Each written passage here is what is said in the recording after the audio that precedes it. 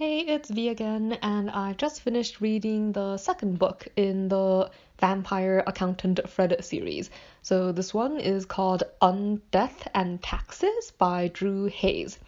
And like I said in the review for the previous book, this story takes place in a version of America where basically a lot of what they call parahumans helped in the founding of the country, and that means so their government has I guess provisions like laws and stuff that actually also pertain to parahuman citizens, though most humans aren't generally aware of this.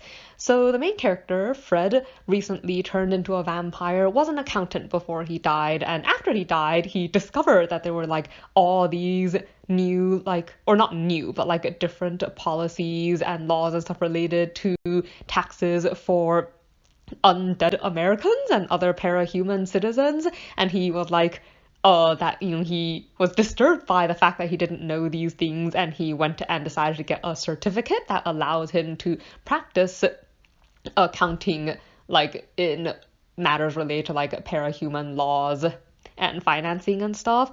So this second book actually goes a lot more into the work that he does. So like the first book, this one is structured as more like a series of episodes in Fred's life. So for instance, doing taxes for this were creature and getting kidnapped.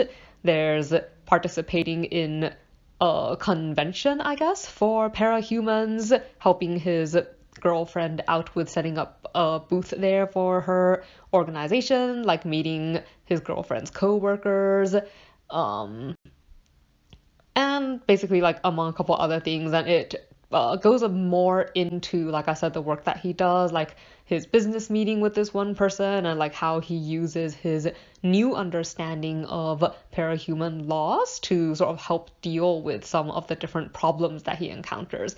So it's like I said, like pretty different from your typical vampire story. Like he's not a fighter, and it really does kind of emphasize that fact, and still contains quite a bit of humor and has a pretty colorful cast of characters with a bunch of different types of parahumans in his small social circle. So, there's him, his girlfriend, like a were creature friend that they rescued from book one, as well as like his zombie assistant.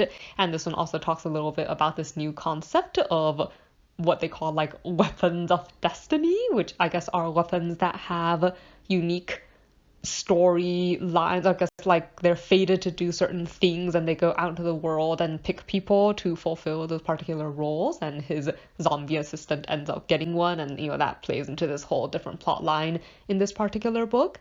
I had pretty much just as much fun with this book as I did with the first one. I actually think I might like it more because Fred is more comfortable with himself in this book. Like he's, I think, become more settled into the fact that he is a vampire accountant, and he's really starting to get his feet wet in this new business that he's building for himself as one of the only, like, they refer to him like one of the very, very few parahumans who both know how to deal with taxes and are willing to deal with taxes. So that actually makes him a pretty rare commodity. And his story sort of builds on that. In general, like I had fun with this one too, and I'm really hoping that there will be more in this series.